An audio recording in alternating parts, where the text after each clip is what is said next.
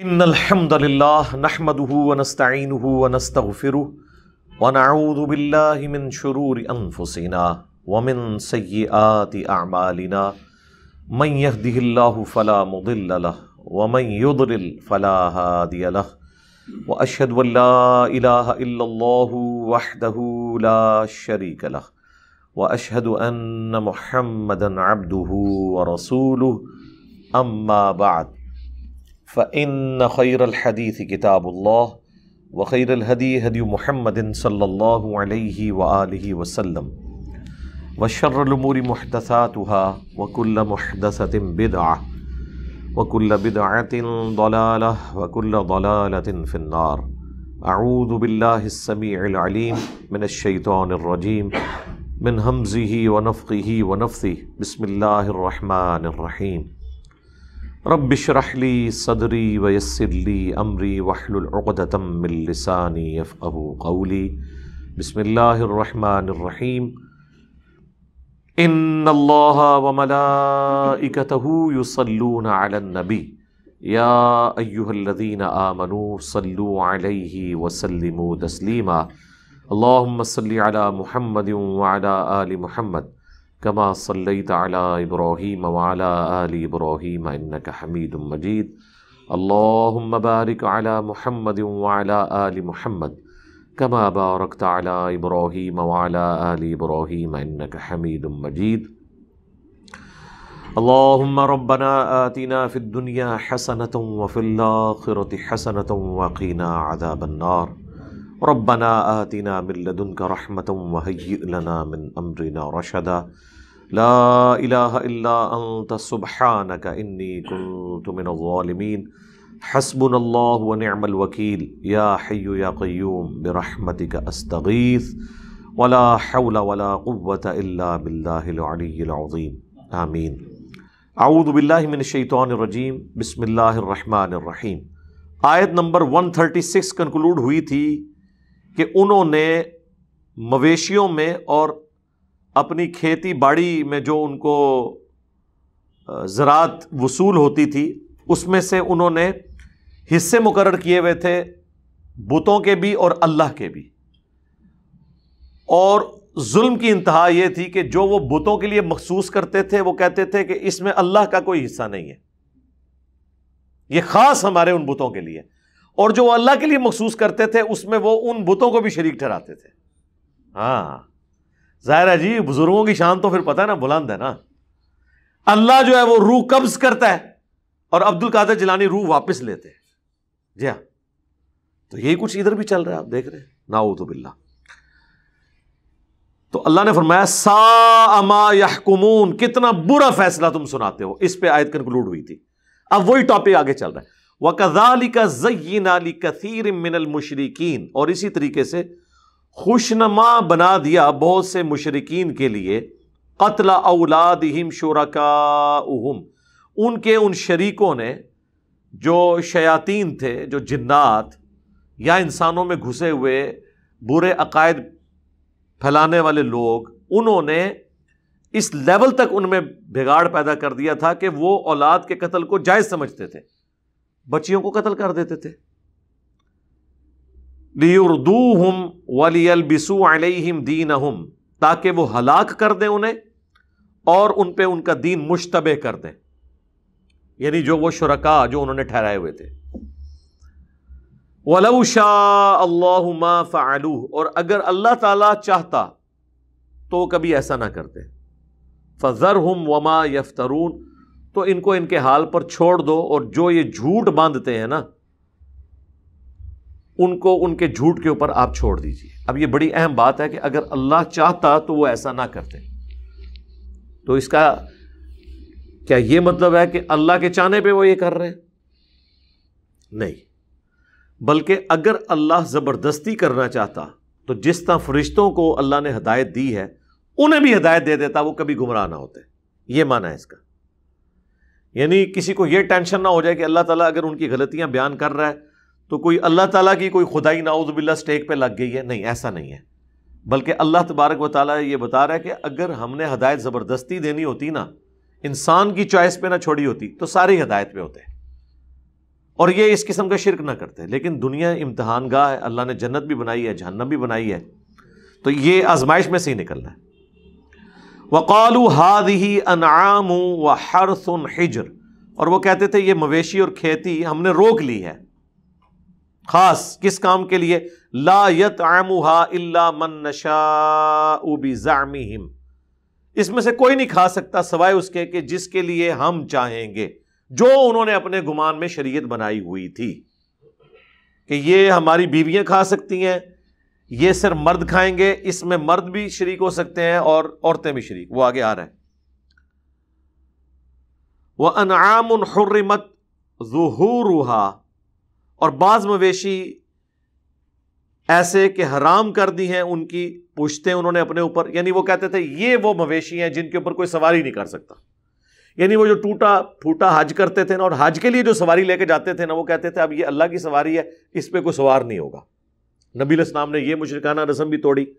بخاری مسلم میں حدیث ہے، اس طرح ہی لوگ لے کے جا رہے تھے، اونٹ کے اوپر سوار نہیں تھے، تو نبی علیہ السلام فرمایا کہ ان پہ سوار ہونے کا، یہ تو ہم اللہ کی راہ کا جانور ہے. تو آپ نے فرمایا اللہ کے بندو سوار ہو، اللہ نے سواری کے لیے اسے بنایا. اب یہ نہیں ہے کہ اب یہ اللہ کے نام پہ قربان ہونا ہے تو ہم اس سے وہ والا نفع نہیں اٹھا سکتے. تو انہوں نے اس کے اوپر بیٹھنا حرام کر لیا تھا. وَأَنْعَامُ لَا يَذْكُرُونَ اسْمَ اللَّهِ عَلَيْهَا افْتِرَاءً عَلَيْهِ، اور بعض مویشی ایسے تھے کہ ان پر وہ اللہ کا نام ذکر نہیں کرتے تھے ذبح کے وقت، اور محض جھوٹ باندھتے تھے اللہ کے اوپر کہ یہ اللہ نے ہمیں حکم دیا ہے کہ ان کے ذبح کے وقت اللہ کا نام لینے کی ضرورت نہیں ہے، خود سے شریعت بنائی ہوئی تھی. سَيَجْزِيهِمْ بِمَا كَانُوا يَفْتَرُونَ، ان قریب انہیں بدلہ ملے گا جو انہوں نے یہ جھوٹ باندھا ہے اللہ کے اوپر. وَقَالُوا، اور یہ بھی وہ کہتے تھے، مَا فِي بُطُونِ هَٰذِهِ الْأَنْعَامِ، کہ یہ جو مویشی ہے نا، ان کے پیٹ کے اندر جو کچھ ہے، خَالِصَةٌ لِذُكُورِنَا، یہ صرف مردوں کے لیے ہے، وَمُحَرَّمٌ عَلَىٰ أَزْوَاجِنَا، اور ہماری بیویوں کے اوپر حرام ہے. یعنی اگر کوئی جانور ہے، اس کو ذبح کیا، اس کے پیٹ سے اگر بچہ نکل آیا اور زندہ حالت میں تھا وہ، تو اس کو بھی ظاہر ہے پھر ذبح ہی کرنا ہوگا. پالنا چاہتے ہیں تو پال لیں. تو وہ کہتے تھے یہ والا جو بچہ ہے نا، یہ صرف ہمارے مرد کھا سکتے ہیں، عورتوں کے لیے حرام ہے. وَإِن يَكُن مَيْتَةً، اور اگر وہ بچہ جو ہے اس جانور کے پیٹ سے جو پیدا ہوا ہے وہ مردار پیدا ہوا ہے، اس میں زندگی کی کوئی رمق نہیں تھی، اندر ہی مردہ ہو چکا تھا، فَهُمْ فِيهِ شُرَكَاء، تو پھر ہماری بیویاں بھی اس میں سے کھا سکتی ہیں. دیکھا کڈے سیانے نے، مردار کھوانا ہے بیویاں نو اور زندہ ذبح کر کے خود. سَيَجْزِيهِمْ وَصْفَهُمْ، ان قریب اللہ انہیں بدلہ دے گا اس کا جو کچھ انہوں نے بیان کیا، جو کچھ انہوں نے اللہ کی طرف جھوٹی شریعت منسوب کی. اِنَّهُ حَكِيمٌ عَلِيمٌ، اللہ حکمت والا ہے، علم والا ہے. اللہ تعالیٰ حکمت اور علم کی وجہ سے انہیں ڈھیل دے رہا ہے. ان قریب ان کی پکڑ ہو جائے گی، دنیا میں نہ ہوئی تو آخرت میں تو ہوگی. قد خسر الذین قتلوا اولادہم، یقیناً وہ لوگ نقصان میں پڑ گئے جنہوں نے اپنی اولاد کو قتل کیا. سفہم بغیر علم، حماقت کے ساتھ بغیر کسی علم کے. وحرموا ما رزقهم اللہ افتراء علی اللہ، اور جو ہم نے انہیں رزق دیا تھا انہوں نے اللہ پر بہتان باندھ کر حرام قرار دے دیا کہ یہ فلاں کے لیے حلال ہے، یہ فلاں کے لیے حرام ہے، یہ دونوں کے لیے حلال ہے، یہ دونوں کے لیے حرام ہے. قد ضلوا وما كانوا مهتدین، بے شک یہ گمراہ ہو چکے ہیں اور یہ کبھی ہدایت نہیں پائیں گے. وَهُوَ الَّذِي أَنشَأَ جَنَّاتٍ مَّعْرُوشَاتٍ، وہی ہے جس نے ایسے باغات پیدا کیے ہیں جو چھپروں والے ہیں. وَغَيْرَ مَعْرُوشَاتٍ، اور کچھ بغیر اس کے ہیں. آپ دیکھتے ہیں نا، یہ انگور کی بیل ہے، یہ آپ کو باقاعدہ کسی اونچی جگہ کے اوپر سے باندھنا پڑتا ہے، پھر وہ پھیلنا شروع ہو جاتی ہے. بعض اس طرح کی ہیں، بعض خود اپنے اس تنے کے اوپر کھڑی ہو جاتی ہیں. وَالنَّخْلَ وَالزَّرْعَ، اور کھجور اور کھیتی. مختلفاً اکلہ، جو مختلف ان کے الگ الگ کھانے کی چیزیں ہیں. والزیتون، اور زیتون. والرمان اور انار، متشابہ و غیر متشابہ، جو ایک جیسے بھی ہیں اور ایک جیسے نہیں بھی ہیں۔ ایک جیسے اس اعتبار سے ہیں کہ سارے پھل ہیں، میٹھے ہیں، مٹھاس میں کامن ہے لیکن ذائقے میں کامن نہیں ہے۔ آپ کوئی کہے کہ جی کھجور بھی میٹھی، انار بھی میٹھا، یا اور ایڈ کر لے، آم بھی میٹھا، مالٹا بھی میٹھا، لیکن ان کی آپس میں بھی مٹھاس میں بھی فرق ہے۔ تو اس لیے اللہ نے فرمایا ملتے جلتے بھی ہیں اور نہیں بھی۔ کلوا من ثمرہ اذا اثمر، تو کھاؤ اس کے پھل میں سے جب وہ پھلدار ہو جائے۔ وآتوا حقہ یوم حصادہ، اور جس دن کھیتی کاٹی جا رہی ہو اس دن جو ضرورت مند لوگ ہیں ان کا حصہ جو اللہ نے مقرر کیا ہے اس میں سے ان کو دو۔ پھلوں کی بھی زکوٰۃ ہے، کھیتیوں کی بھی زکوٰۃ ہے۔ زکوٰۃ پہ مسئلہ 95B میرا دیکھ لیں، زکوٰۃ کے قدیم اور جدید 70 فقہی احکام و مسائل، اس میں میں نے تفصیل کے ساتھ بتایا ہے۔ ولا تسرفوا، اور فضول خرچی مت کرو، انہ لا یحب المسرفین، بے شک اللہ تعالیٰ فضول خرچی کرنے والوں کو پسند نہیں کرتا۔ ومن الانعام، اور مویشیوں میں سے ہی، حمولۃ و فرشا، بعض ایسے ہیں جن پہ بوجھ لادا جاتا ہے اور بعض جو ہیں وہ ذبح کیے جاتے ہیں، اور بعض ایسے بھی ہیں کہ جو دونوں کاموں کے لیے استعمال ہوتے ہیں۔ جس طرح اونٹ ہے، اس پہ سواری بھی آپ کرتے ہیں اور اسے ذبح بھی کیا جاتا ہے، لیکن خچر ہے، گوشت حرام ہے، گدھا گوشت حرام ہے لیکن سواری اس کی جائز ہے، گھوڑا گوشت بھی حلال ہے، سواری بھی حلال ہے۔ اور بخاری مسلم میں احادیث موجود ہیں۔ فقہ حنفی والوں نے مشہور کیا کہ مکروہ ہے، اور اس میں انہوں نے کہا کہ چونکہ جہاد میں استعمال ہوتے ہیں، تو میرے بھائی اب وہی بات ہے، پرانی باتیں آپ لے کے 32 روپے 8 آنے حق مہر لے کے بیٹھے ہوئے ہیں، اس طرح آپ لے کے بیٹھے ہیں۔ اب تو جہاد کا موڈ ہی چینج ہو چکا ہے، اب تو گاڑیاں، ٹینکس اور اس طرح کی چیزیں استعمال ہوتی ہیں، تو اب تو ہمت کریں۔ بہرحال ٹرکی میں آپ چلے جائیں، حنفی ہیں سارے، وہاں پہ بالکل آپ کو گھوڑے کی کڑھائی ملے گی، کباب ملیں گے، سب کچھ ملے گا۔ چائنا میں بھی گھوڑا استعمال ہوتا ہے، حالانکہ حنفی ہیں، لیکن انڈیا پاکستان کے حنفی جو ہے نا ابھی یہ بیریئر کراس کرنے میں کامیاب نہیں ہوئے۔ کلوا مما رزقکم اللہ، کھاؤ اس میں سے جو اللہ نے تمہیں رزق دیا ہے۔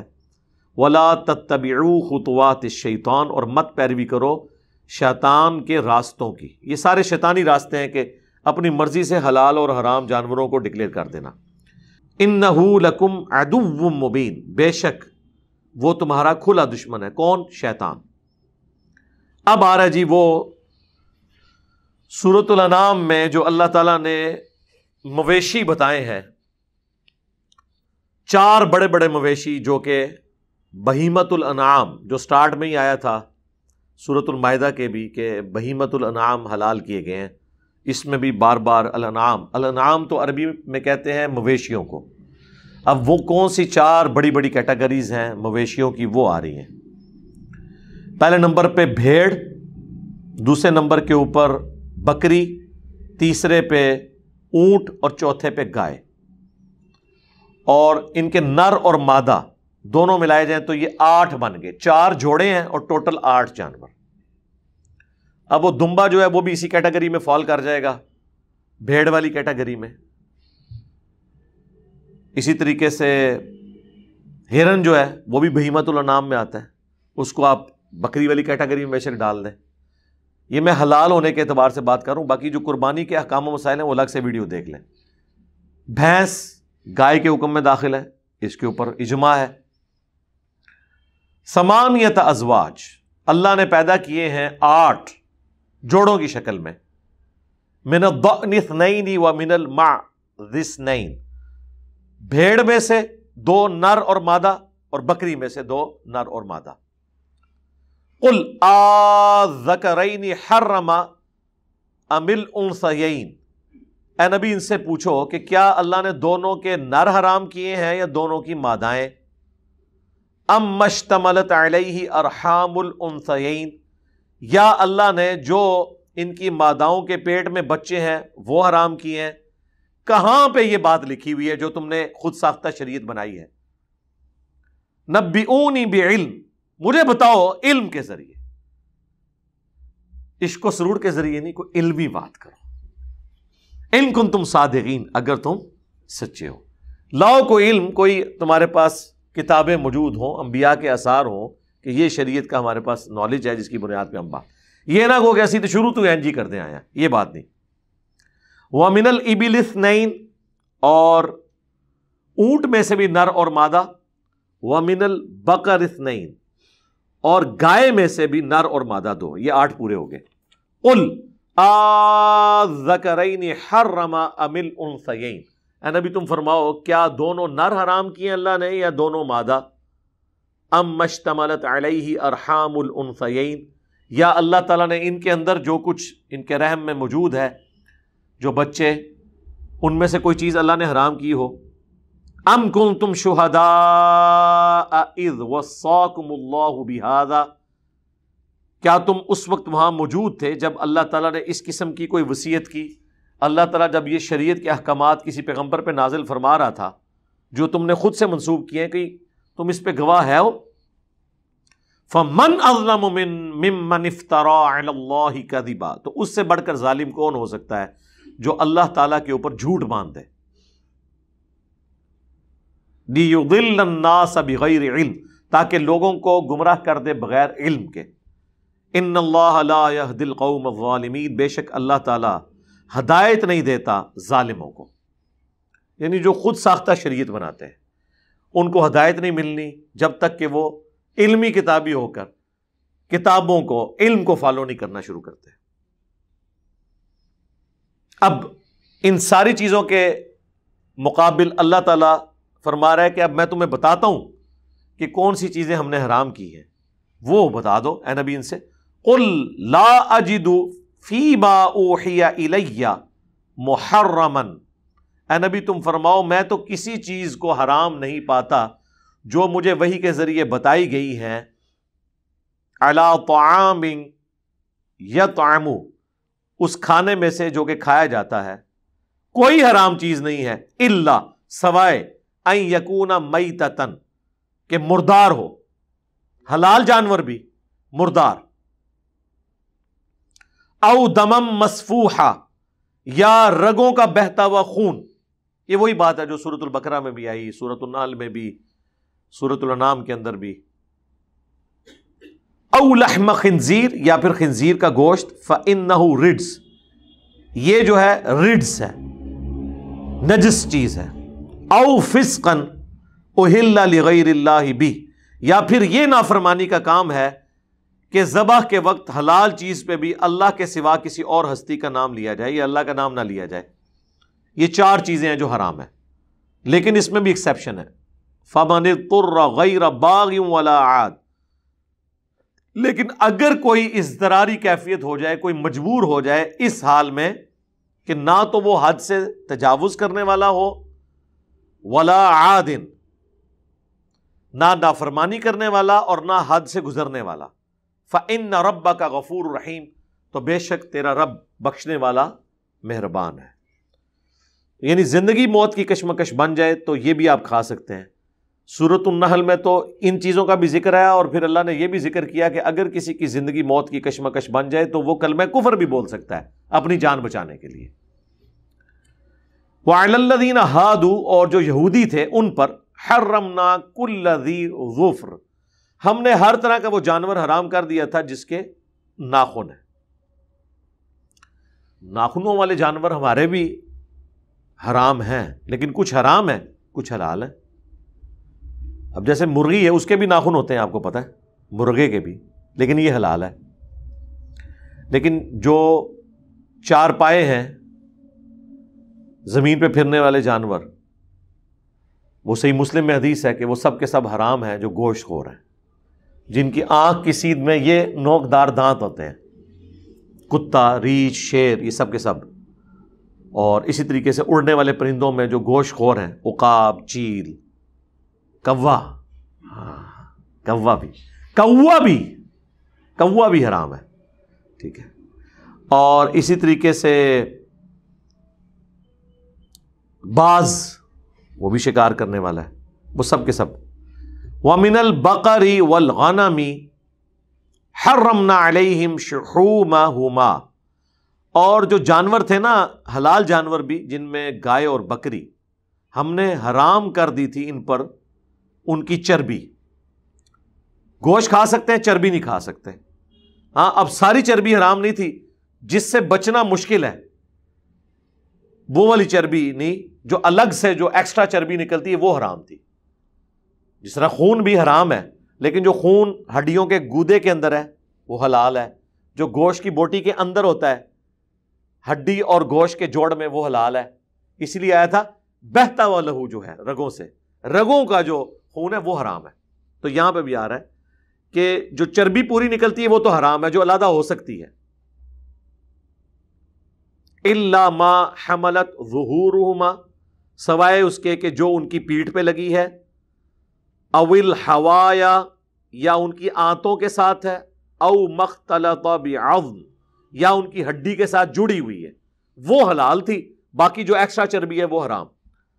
ذالک جزیناہم ببغیہم، یہ ہم نے سزا دی تھی ان کی سرکشی کے سبب. لیکن ہماری امت میں یہ اب ساری چیزیں حلال ہیں. اللہ تعالیٰ نے وہ ان سے پھر پابندی اٹھا لی، جو سورۃ الاعراف میں ہے نا کہ یہ نبی جو ہیں ان پہ جو بوجھ تھے نا وہ بھی اتارتے ہیں، اور کئی چیزیں جو حرام ہوئی ہوئی تھیں وہ حلال کرتے ہیں. وَإِنَّا لَصَادِقُونَ، اور بے شک ہم سچ کہہ رہے ہیں، ضرور ہم سچ کہہ رہے ہیں. صدق اللہ العظیم، بے شک اللہ نے سچ فرمایا. فَإِن كَذَّبُوكَ، اور اگر یہ جھٹلا دیں اے نبی آپ کو، فَقُلْ رَبُّكُمْ ذُو رَحْمَةٍ وَاسِعَةٍ، تو اے نبی آپ فرما دیں کہ بے شک تمہارا رب رحمت والا ہے، کشادگی والا ہے. وَلَا يُرَدُّ بَأْسُهُ عَنِ الْقَوْمِ الْمُجْرِمِينَ، اور نہیں ٹالا جا سکتا اس عذاب کو اس قوم سے جو جرم کرنے پر اڑی ہوئی ہو. یعنی آپ کا کام صرف پہنچانا ہے، ہٹ درمی کی وجہ سے نہیں مان رہے، اللہ تعالیٰ ان کو پوچھنے والا ہے. سَيَقُولُ الَّذِينَ أَشْرَكُوا، ان قریب جو یہ مشرک ہیں، شرک کرنے والے، وہ کہیں گے لَوْ شَاءَ اللَّهُ مَا أَشْرَكْنَا وَلَا آبَاؤُنَا، اگر اللہ ہی چاہتا تو نہ ہم شرک کرتے نہ ہمارے باپ دادا.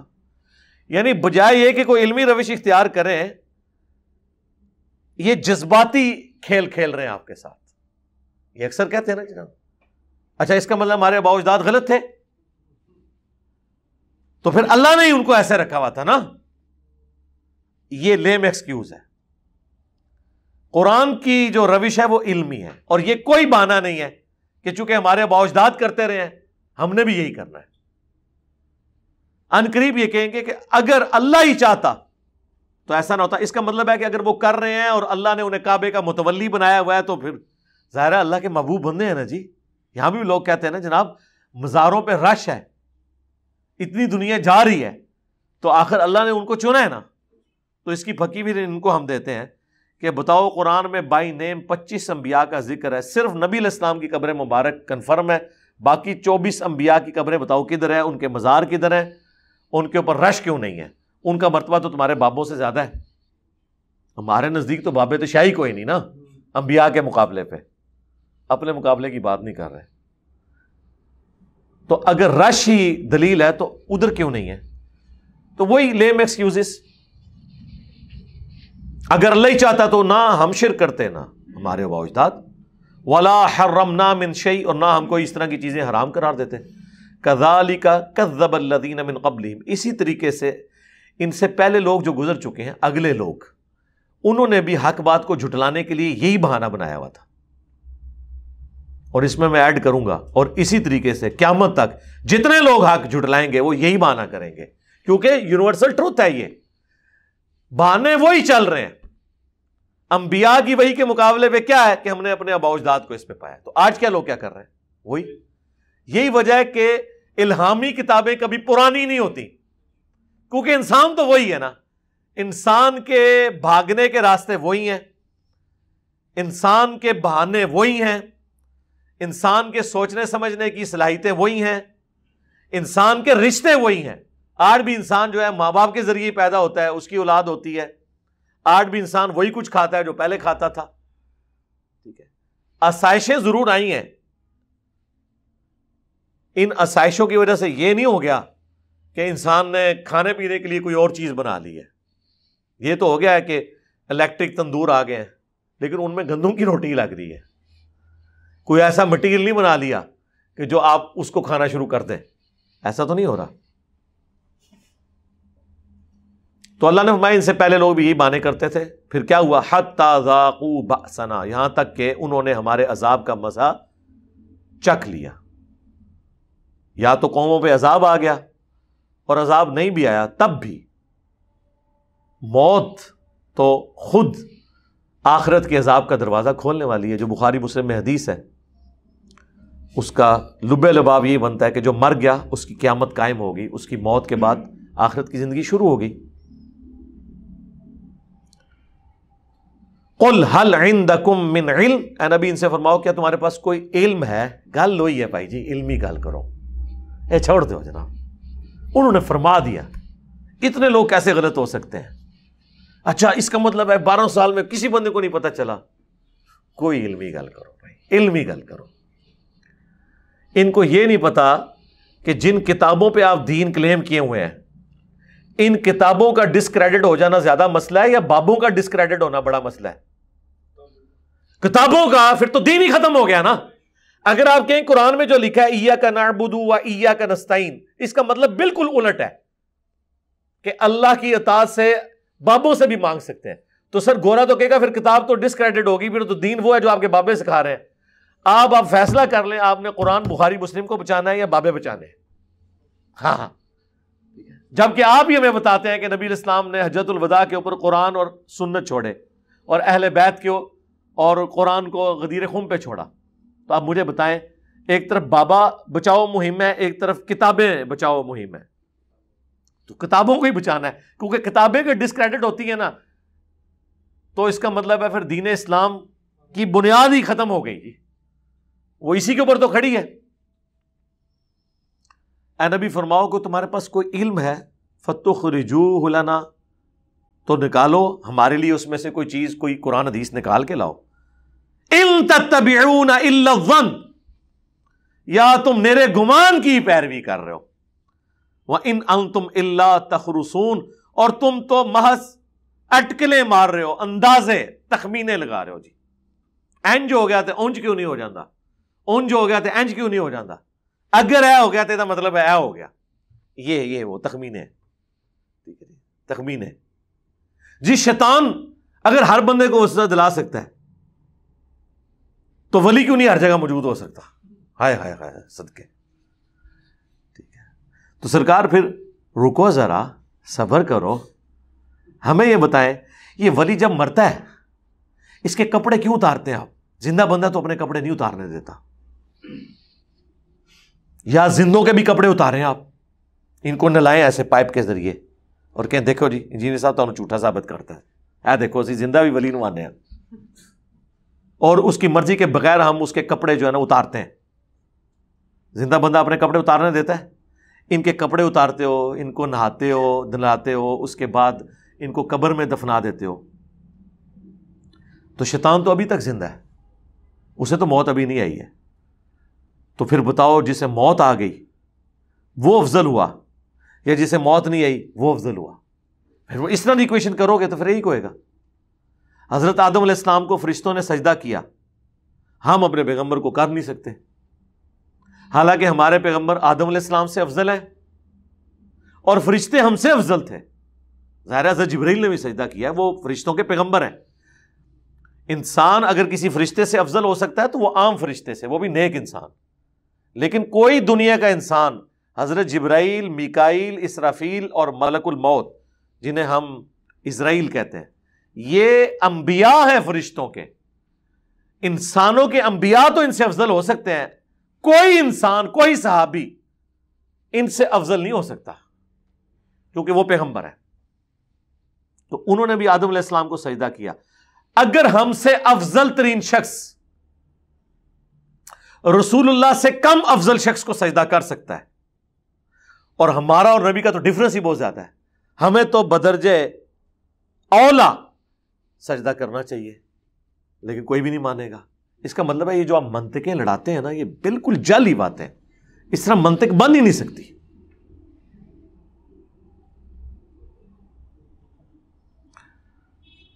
یا تو تم تو پیروی نہیں کر رہے مگر گمان کی اور اٹکل کے تیر چلا رہے ہو. قل فللہ الحجۃ البالغہ، اے نبی فرما دو کہ کامل دلیل تو اللہ کے ساتھ ہے. یعنی دلیل کے ساتھ جو بات ہے وہ اللہ کی طرف سے ہے، وہ وحی کی شکل میں آتی ہے. یہی وہ آیت کا ٹکڑا ہے جس کے اوپر شاہ ولی اللہ دہلوی نے اپنی کتاب کا نام حجت اللہ البالغہ رکھا تھا. حجت اللہ البالغہ. اس کا تعارف میں نے سورۃ النام کے سٹارٹ میں کرایا بھی تھا. فَلَوْ شَاءَ لَهَدَاكُمْ أَجْمَعِينَ، اور اگر اللہ چاہتا تو سب کو ہدایت دے دیتا. یعنی اس سے مراد زبردستی ہدایت، جس طرح فرشتوں کو دی ہوئی ہے. فرشتوں کو کیا سر، انسان اور جن کے علاوہ ہر ایک کو زبردستی کی ہدایت ملی ہوئی ہے. سورج نے کبھی نافرمانی نہیں کی، زمین نے کبھی نافرمانی نہیں کی، مٹی نے کبھی نافرمانی نہیں کی کہ اگانے سے وہ رک جائے. وہ یہ بھی نہیں چیک کرتی کہ یہ کوئی مسلمان بیج بو رہا ہے یا غیر مسلم بو رہا ہے. وہ تابع فرمان ہے، ہر چیز اس کام میں لگی ہے جو اللہ نے لگا دی ہے. نافرمانی اپنی مرضی اگر کوئی کرتا ہے تو جن اور انسان ہے، کیونکہ انہیں اللہ نے اختیار دیا ہے، اسی لیے پھر ان کی پکڑ بھی ہونے والی ہے.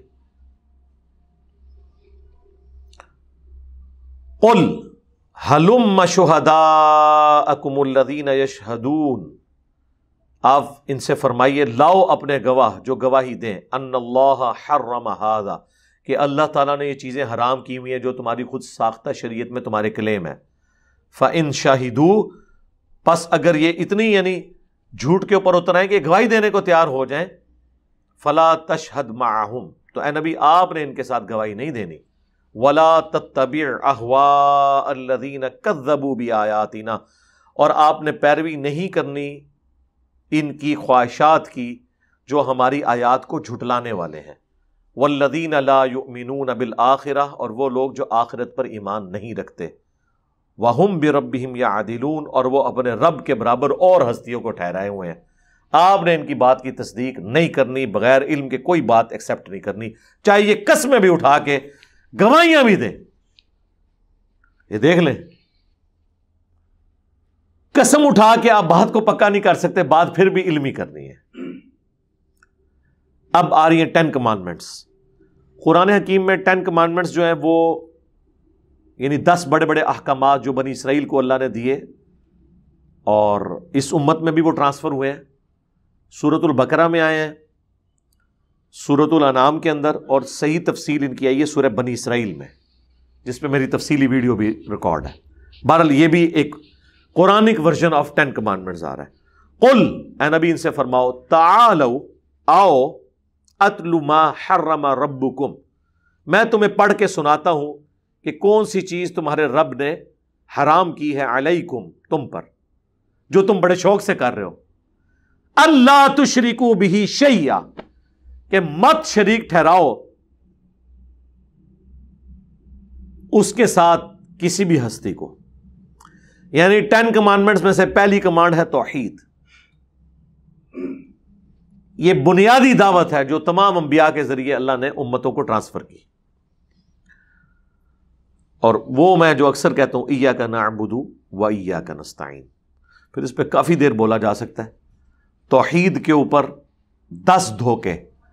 سورۃ النساء کی آیت نمبر 48 کے کانٹیکسٹ میں جب یہ آیت آئی تھی، ان اللہ لا یغفر ان یشرک بہ، تو اس آیت کے اوپر میں نے 3 قرآن کلاسز کور کی تھی. ان میں سے بھی جو کرٹیکل تیسری کلاس تھی نا 40-50 منٹ کے، اس میں جو گفتگو تھی توحید کے اوپر 10 دھوکے، 5 قرآن سے اپنے شرک کو جسٹیفائی کرنے کے لیے اور 5 احادیث سے، وہ سب کے سب میں نے ڈسکس کیے. آج میں اسے چھوڑتا ہوں.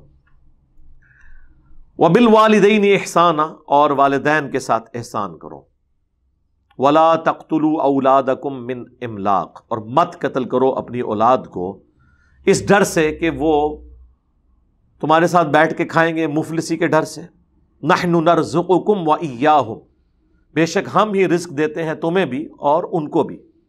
وَلَا تَقْرَبُوا الْفَوَاحِشَ مَا ظَهَرَ مِنْهَا وَمَا بَطَنَ، اور فحاشی کے قریب بالکل نہیں جانا، چاہے وہ ظاہر ہو یا چھپی ہوئی ہو. سر یہ کتنی کریٹیکل بات ہے کہ چھپی ہوئی بے حیائی بھی آپ نے نہیں کرنی، ظاہر بھی اور چھپی ہوئی بھی. یعنی نہ تو کسی کے سامنے اور نہ کسی سے الگ ہو کر اس قسم کی چیزیں پڑھنا، اس قسم کی چیزیں دیکھنا جو بے حیائی کی طرف لے جاتی ہیں، بظاہر تو دنیا کی نظروں سے وہ چھپی ہوئی ہیں، پبلکلی سامنے نہیں آپ کر رہے کسی کے، لیکن چھپ کے تو کر رہے ہیں. تو بے حیائی کا جو بھی چھپی دوستی کرنا بھی منع ہے. واٹس ایپ گروپس کے اندر یعنی میلز کا کوئی کام نہیں کہ فیمیلز کو وہ سافٹ ویئر سکھا رہے ہیں اور اس کے ذریعے اپنی دوستیاں آگے بڑھا رہے ہیں. اس کا انجام تباہی ہوتا ہے. تو بے حیائی کے بارے میں اللہ تعالیٰ کی جو اپروچ ہے وہ اتنی سینسٹیو ہے کہ کوئی بھی فحاشی کا کام نہ ظاہر میں اور نہ باطن میں، کوئی چھپا ہوا بھی ظاہر اور باطن کے اندر وہ آپ نے نہیں کرنا.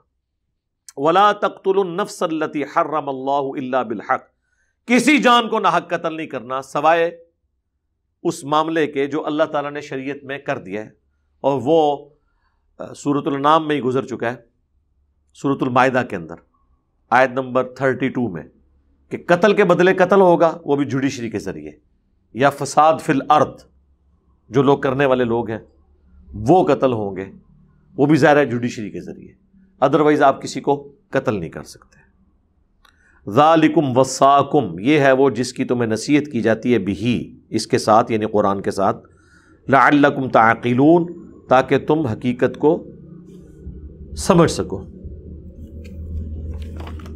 وَلَا تَقْرَبُوا مَالَ الْيَتِيمِ إِلَّا بِالَّتِي هِيَ أَحْسَنُ، اور مت یتیم کے مال کے قریب جانا مگر اس طریقے پر جو احسن ہو. وہ سورۃ النساء میں بھی تفصیل آئی ہے کہ یتیم کے مال کے پاس آپ احسن طریقے سے جائیں گے کہ جب تک وہ بچہ بڑا نہ ہو جائے آپ کو یہ ڈر ہے کہ وہ فضول خرچی کرے گا، تو اس کے مال کی حفاظت کریں، جب بڑا ہو جائے تو اس کے ہینڈ اوور کر دیں. آج کل تو ظاہر ہے بینک بیلنس اور زمینیں آج کل تو اس طریقے سے ایسا ضرورت نہیں پڑتی حفاظت کرنے کی، کیونکہ ہر چیز ڈاکومنٹ میں ہے. باقی جب یہ اس طرح کے اس زمانے کے اندر مال جب لوگ گھروں میں جوڑتے تھے، بینک نہیں ہوتا تھا، تو اس وقت ظاہر ہے حفاظت بچوں پہ کرنے کا تو یہ کام نہیں ہے نا، تو بڑوں کو کہا گیا، اور اس میں یہاں تک کہا گیا کہ جب کھانا پکے تو اتنا تم اس میں سے کھا سکتے ہو جو بیسک نیڈ کے طور پہ، یہ نہیں ہے کہ اس میں سے پورا خاندان پالنا شروع کر دو. ہاں یتیم کے مال میں سے کھانا پکا ہے تو تم بھی کھا سکتے ہو کفالت کے عوض، اتنا اللہ نے اس کی اجازت دے دی. حتی یبلغ اشدہ، یہاں تک کہ وہ بڑی عمر کو پہنچ جائے. وَأَوْفُوا الْكَيْلَ وَالْمِيزَانَ، اور پورا ناپ کر دو انصاف کے ساتھ، یعنی جب کوئی چیز تولو کاروبار کرتے ہوئے تو پورے انصاف کا خیال رکھنا ہے. لا نکلف نفسا الا وسعها، اللہ تعالیٰ کسی جان کو تکلیف میں نہیں ڈالتا مگر اس کی طاقت کے برابر. یعنی حد الامکان کوشش کرو حق پہ قائم رہنے کی، لیکن اس میں وہم کا بھی شکار نہیں ہونا، جتنا آپ کر سکتے ہیں پاسبل، لیکن بالکل بھی اس کو ریلیکس نہیں ہو جانا کہ خیر ہے پل چک معاف ہے، اس طرح نہیں. اور ایک معنی یہ بھی ہے کہ اللہ تعالیٰ جو آزمائش کسی پہ ڈالتا ہے نا، وہ اس کی طاقت کے برابر ڈالتا ہے. اسی لیے دیکھیں انبیاء پہ زیادہ آزمائشیں آتی ہیں، جو ترمذی ابو داؤد میں حدیث ہے کہ سب سے زیادہ تکلیف اللہ کی راہ میں انبیاء کو آتی ہیں، اس کے بعد ان پر جو انبیاء کے بعد اللہ کو محبوب ہوتے ہیں، اس کے بعد ان پر جو ان کے بعد اللہ کو محبوب ہوتے ہیں. وَإِذْ قُلْتُمْ فَعَدِلُوا، اور جب تمہیں کوئی بات کبھی کرنی پڑے تو انصاف کے ساتھ کرو. وَلَوْ كَانَ ذَا قُرْبَى، اگرچہ تمہارے مد مقابل تمہارے قریبی رشتہ دار ہی ہو، یعنی کہیں پہ گواہی دینی پڑ جائے، بات بولنی پڑ جائے، تو پھر تم نے رشتہ داری کا خیال نہیں رکھنا، حق کا ساتھ دینا. وَبِعَهْدِ اللَّهِ أَوْفُوا، اور اللہ سے کیے ہوئے وعدے پورے کرو. ایک تو سب سے بڑا وعدہ سورۃ الاعراف میں، أَلَسْتُ بِرَبِّكُمْ، کیا میں تمہارا رب نہیں ہوں؟ سب نے کہا تھا قالوا بلا. اور پوری دنیا میں جو آپ کے ایگریمنٹس چل رہے ہوتے ہیں، چاہے کاروبار کا ایگریمنٹ ہو، نکاح کی صورت میں میاں بیوی کا ایک ایگریمنٹ ہے، یہ سارے حقوق آپ نے پورے کرنے ہیں.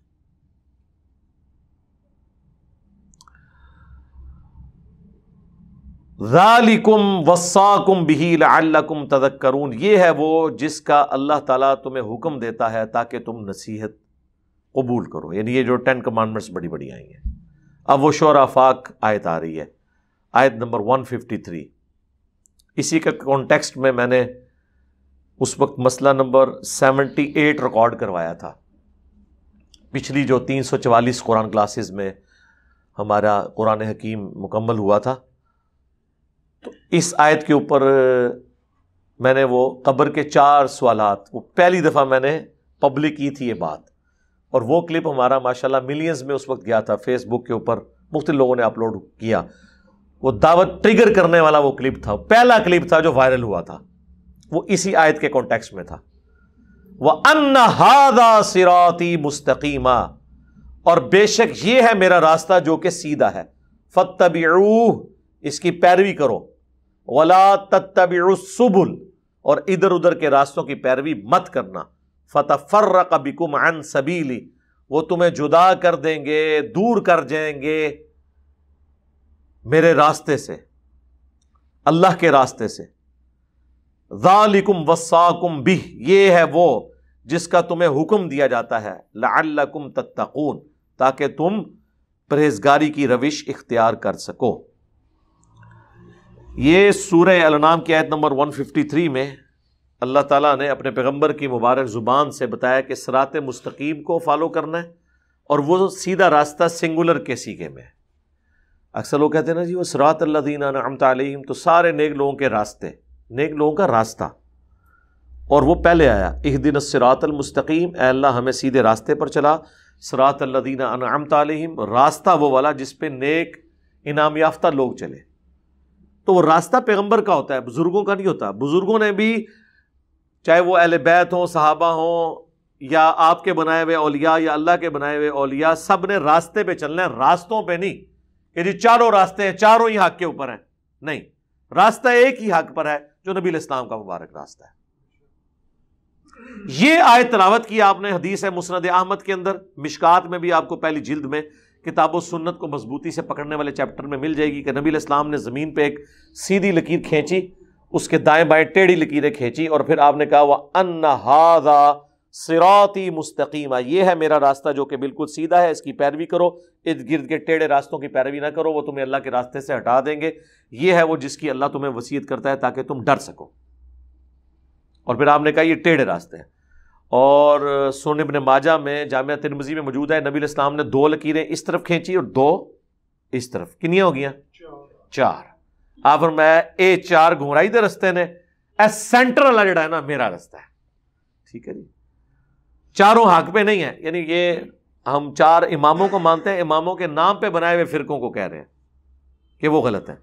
جیسے ہم عیسائیت کا انکار کرتے ہیں، جیزس کرائسٹ عیسیٰ ابن مریم کو تو ہم وجیہاً فی الدنیا والآخرہ ومن المقربین مانتے ہیں، الحمدللہ۔ ثم آتینا موسیٰ الکتاب، اس کے بعد ہم نے موسیٰ علیہ السلام کو کتاب دی، تماماً علی الذی احسن، جو پوری نعمت کی ان کے اوپر، کتاب دی پوری کر دی نعمت ان پر جو نیک عمل کرتے تھے، وتفصیلا لکل شیء، اور تفصیل ہر چیز کی، وہدی ورحمہ، اور ہدایت اور رحمت، لعلہم بلقاء ربہم یؤمنون، تاکہ وہ اپنے رب کی ملاقات کے اوپر ایمان لے کر آئیں۔ یعنی قرآن سے پہلے بھی اللہ تعالیٰ نے تورات نازل کی جس کے ذریعے ہدایت دی بنی اسرائیل کو، اور وہ کتاب ان لوگوں کے لیے ہدایت اور رحمت کا سبب تھی۔ وَهَذَا كِتَابٌ أَنزَلْنَاهُ، اور یہ ہے کتاب جو ہم نے نازل کی، مبارکن، برکت والی، فَاتَّبِعُوهُ، پس اس کتاب کی پیروی کرو، وَاتَّقُوهُ، اور اللہ سے ڈرو، لَعَلَّكُمْ تُرْحَمُونَ، تاکہ تم پر رحم کیا جائے۔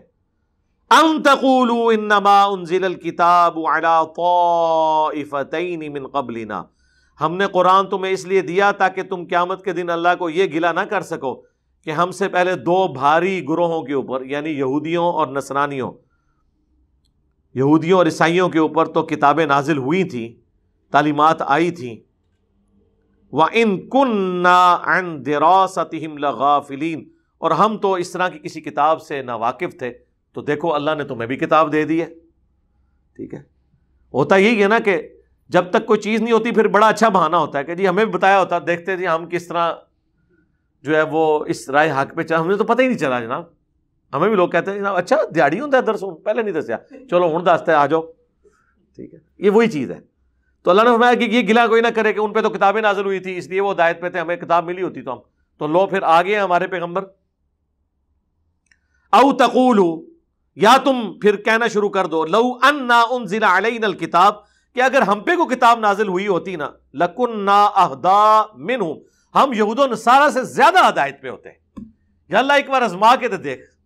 ہاں ویسے جو حضور کے جانثار تھے انہوں نے ثابت کیا یہ بات، لیکن یہ ٹونٹ ان لوگوں کو کیا جا رہا ہے کہ جن کے پاس ہدایت آئی ہے تو وہ دشمن بن گئے. فقد جاءکم بینۃ من ربکم، تو پس آ گیا ہے تمہارے پاس، آ گئی ہے روشن دلیل تمہارے رب کی طرف سے، وہدی ورحمہ، اور ہدایت اور رحمت. فمن اظلم ممن کذب بآیات اللہ، تو اس سے بڑھ کر ظالم کون ہے جو اب اس قرآن کی آیات کو، اللہ کی آیات کو جھٹلا دے، وصدف عنہا، اور اس سے روگردانی کر دے. سنجزی الذین یصدفون عن آیاتنا، ان قریب ان لوگوں کو جو ہماری آیات سے منہ موڑ لیتے ہیں، سوء العذاب، برا عذاب دیا جائے گا، بما کانوا یصدفون، بسبب اس کے کہ جو راہ حق سے وہ عناد کیا کرتے تھے. هل ينظرون الا ان تأتيهم الملائکہ، کیا تم اس بات کے انتظار میں ہو کہ اللہ کے فرشتے نازل ہو جائیں عذاب لے کر؟ او یأتی ربک، یا تمہارا رب خود آ جائے، یعنی قیامت کے دن آنا نا، وجاء ربک والملک صفا صفا. او یأتی بعض آیات ربک، یا اللہ کی طرف سے کوئی بڑی نشانی آ جائے عذاب کی شکل میں تم پر. یوم یأتی بعض آیات ربک، پھر اس روز جب کہ نشانی آئے گی نا تمہارے رب کی طرف سے کوئی ایسی، لا ينفع نفسا ایمانها، تو پھر کسی ایمان لانے والی جان کے ایمان کو اللہ قبول نہیں کرے گا جب منہ مانگا معجزہ دے دیا جائے گا. تو ایسا ہوا نہیں ہے، لیکن پہلے سنت ہے، جس طرح کہ اونٹنی کا معجزہ آیا تو پھر قوم سمود کی توبہ اللہ نے قبول نہیں کی. لم تکن آمنت من قبل، جو کہ پہلے ایمان نہیں لایا ہوگا اس وقت ایمان لانا اسے نفع نہیں دے گا. او کسبت فی ایمانہا خیرا، یا پہلے اس نے اپنے ایمان کے ساتھ کوئی نیکی نہیں کی ہوئی تھی تو وہ اس کے کام نہیں آئے گی. پھر قل انتظروا، اے نبی تم فرماؤ کہ انتظار کرو، انا منتظرون، بے شک میں بھی انتظار کرنے والا ہوں. ان الذین فرقوا دینہم، یہ وہ آیت آ گئی جو ہم نے اپنے منہج کے اوپر لکھ کے لگائی ہوئی ہے. اس کے اوپر میں کافی تفصیل سے پہلے بول چکا ہوں پچھلی قرآن کلاسز کے اندر. یہ تو ایک آیت ہے کہ اس پہ ہم کتنی دفعہ بولیں، ہماری پوری دعوت ہی یہی ہے کہ فرقہ واریت سے بچ کے آپ نے اسلام کی طرف آنا ہے. بے شک وہ لوگ جنہوں نے دین میں فرقے بنا لیے، وَكَانُوا شِيَعًا، اور گروہوں میں بٹ کے، لَسْتَ مِنْهُمْ فِي شَيْءٍ، اے نبی آپ کا ان سے کوئی تعلق نہیں ہے. انما امرهم الى اللہ، ان کا معاملہ اللہ کے سپرد. ثم ينبئهم بما كانوا يفعلون، پھر اللہ تعالیٰ انہیں خبر دے دے گا جو دنیا میں وہ کرتوت کیا کرتے تھے. یہ ویسے تعویل خاص کے اعتبار سے تو یہود و نصارہ کے بارے میں، لیکن تعویل عام میں جنہوں نے بھی دین میں فرقے بنائے ان کے اوپر یہ فٹ ہے کہ اللہ کے نبی کا تعلق ان کے ساتھ نہیں. بھائی یہود و نصارہ اگر فرقے بنائیں ان کے ساتھ اللہ کے نبی کا تعلق نہیں، اور مسلمان بنائیں تو نہیں ہوگا. جسے فٹ اسے گفٹ. من جاء بالحسنہ، جو کوئی قیامت کے دن نیکی لے کر آیا ایک، فَلَهُ عَشْرُ أَمْثَالِهَا، تو اللہ تعالیٰ اس کو 10 گنا لوٹائے گا، اس کا ثواب 10 کے برابر. وَمَنْ جَاءَ بِالسَّيِّئَةِ، اور جو کوئی ایک گناہ لے کے آئے گا، فَلَا يُجْزَى إِلَّا مِثْلَهَا، تو اس کو ایک کے بدلے ایک ہی برائی کا وبال چکھنا پڑے گا. یہ اللہ کی رحمت ہے. سبحان اللہ بحمدہ عدد خلقہ ورضا نفسی وزنۃ عرشہ ومداد کلماتہ. وہم لا یظلمون، اور ان پر ظلم نہیں کیا جائے گا. اب وہ مشہور آیات آ رہی ہیں جو میں نے کئی ایک لیکچرز میں پڑھی ہیں. قل اننی ہدانی ربی الی صراط مستقیم، اے نبی تم فرماؤ بے شک مجھے تو ہدایت کا راستہ دکھا دیا ہے میرے رب نے، سیدھے راستے کی طرف میری رہنمائی کر دی ہے. دینا قیما ملت ابراہیم حنیفہ، جو دین قائم ہے ابراہیم کی ملت پہ، جو سب سے ٹوٹ کر ایک اللہ کے ہو گئے تھے. وما کان من المشرکین، اور وہ شرک کرنے والوں میں شامل نہیں تھے. قل ان صلاتی، اے نبی فرما دیجئے بے شک میری نماز، ونسکی، اور میری قربانی، ومحیای، اور میری زندگی، ومماتی، اور میری موت، للہ رب العالمین، سب کچھ اللہ کے لیے ہے. یہ جناب رکت انگیز آیات ہیں، گھنٹوں بولا جا سکتا ہے، لیکن اس سورت کو کنکلوڈ کرتے ہیں لا شریک لہ، میں اس کے ساتھ کسی کو شریک نہیں ٹھہراتا، اس کا کوئی شریک نہیں ہے، وَبِذَلِكَ أُمِرْتُ، اور مجھے بھی اسی بات کا حکم ہوا ہے، وَأَنَا أَوَّلُ الْمُسْلِمِينَ، کہ سب سے پہلے میں اپنے آپ کو مسلم، سر تسلیم خم کرنے والا، تابع فرمان ڈکلیئر کروں۔ نبی الاسلام کے لیے آیا کہ آپ کے سب سے پہلا مسلم میں ہوں، سب سے پہلے میں اپنے رب کے سامنے سرنڈر کرتا ہوں۔ قُلْ أَغَيْرَ اللَّهِ أَبْغِي رَبًّا، اے نبی ان سے فرماؤ کہ کیا میں اللہ کے سوا کسی اور ہستی کو اپنا رب مان لوں؟ وَهُوَ رَبُّ كُلِّ شَيْءٍ، جبکہ وہ ہر چیز کا پالنے والا ہے۔ وَلَا تَكْسِبُ كُلُّ نَفْسٍ إِلَّا عَلَيْهَا، اور کوئی نہیں کماتا شخص مگر وہ اس کا ذمہ دار خود ہوتا ہے، یعنی جو کوئی دنیا میں کرتوت کرے گا بھگتنے اسی کو پڑیں گے، کوئی جان کسی کا بوجھ اٹھانے والی نہیں ہوگی، اور وہ آگے بات آ بھی گئی ساتھ ہی اس کے ساتھ، وَلَا تَزِرُ وَازِرَةٌ وِزْرَ أُخْرَى، اور کوئی بوجھ اٹھانے والی کسی دوسرے کے گناہوں کا بوجھ نہیں اٹھائے گی۔ ثُمَّ إِلَىٰ رَبِّكُمْ، اس کے بعد لوٹ کر تمہیں جانا ہے، مرجعکم، اپنے رب کی طرف، فَيُنَبِّئُكُمْ بِمَا كُنْتُمْ فِيهِ تَخْتَلِفُونَ، تو وہ تمہیں بتا دے گا جو کچھ تم دنیا میں اختلاف کیا کرتے تھے۔ لیکن وہاں پتہ لگنے کا فائدہ نہیں ہے، اگر یہود و نصارہ کو، قادیانیوں کو مرنے کے بعد اللہ کے حضور پیش ہو کے پتہ چلا کہ یہ حق ہے اور یہ باطل، تو واپس نہیں وہ دنیا میں آ سکتے۔ وَهُوَ الَّذِي جَعَلَكُمْ خَلَائِفَ الْأَرْضِ، وہی اللہ ہے جس نے تمہیں زمین میں اپنا خلیفہ بنایا ہے۔ وَرَفَعَ بَعْضُكُمْ فَوْقَ بَعْضٍ دَرَجَاتٍ، اور بعض کو بعض پہ فضیلت دی ہے درجات میں۔ ظاہر ہے کہ تمام انسان برابر نہیں ہے، جینڈر کے اعتبار سے بھی اللہ نے ایک جیسی صلاحیتیں نہیں دی ہیں، ایک جینڈر کے اندر بھی ہر بندے کو ایک جیسی صلاحیت نہیں دی ہے، کسی کو عقل دی ہے، کسی کو جسم دی ہے، کسی کو خوبصورتی دی ہے، کسی کو طاقت دے دی ہے، تو یہ تو تم چوز نہیں کر سکتے، لیکن جو کام کرنے والا ہے نا وہ یہ ہے وَرَفَعَ بَعْضُكُمْ فَوْقَ بَعْضٍ دَرَجَاتٍ، بعض کو بعض پہ فضیلت دی ہے، لیکن ایک چیز ہے کہ آخرت کے معاملے میں تم کر سکتے ہو، لِيَبْلُوَكُمْ فِي مَا آتَاكُمْ، تاکہ اللہ تمہیں جانچے جو کچھ تمہیں اللہ نے دیا ہے، یعنی مال دے کے امیر کو آزمایا اور لے کے غریب کو آزمایا کہ وہ کتنا صبر کرتا ہے اور یہ کتنا اللہ کی راہ میں خرچ کرتا ہے، تو ڈیفرنٹ لوگوں کو بنایا ہے، ہر ایک کی آزمائش ڈیفرنٹ رکھی ہے۔ إِنَّ رَبَّكَ سَرِيعُ الْعِقَابِ، بے شک تیرا رب بہت جلد سزا دینے والا ہے، وَإِنَّهُ لَغَفُورٌ رَحِيمٌ، اور بے شک وہ ضرور بخشنے والا مہربان ہے۔ اللہم انا نسألک من فضلک ورحمتک، آمین۔ اللہم حاسبنا حسابا یسیرا، آمین۔ اب یہ اس میں تو اتنی آیات کریٹیکل گزری ہیں کہ ان پہ تفصیلی گفتگو ہو سکتی تھی، جس سے زیادہ شوق ہے تو وہ پچھلی قرآن کلاسز دیکھ لیں۔ ادھر میں کوشش کر رہا ہوں کہ بہت زیادہ کہیں پہ کریٹیکل ضرورت پڑے تو میں اسے ڈسکس کروں، چونکہ یہ آیات ساری کی ساری وہ ہیں جو میں اکثر اپنی مجالس میں، کوسچن آنسر سیشنز میں، عموماً گفتگو میں بھی تفصیل کے ساتھ ڈسکس کر چکا ہوں، اس لیے میں نے انہیں اس میں سکپ کر دیا، صرف ترجمہ اور مختصر تشریح کے ساتھ اسے کور کیا۔ سبحانک اللہم و بحمدک، اشہد ان لا الہ الا انت، استغفرک و اتوب الیک، وما علینا الا البلاغ المبین، آمین۔ جزاکم اللہ خیرا۔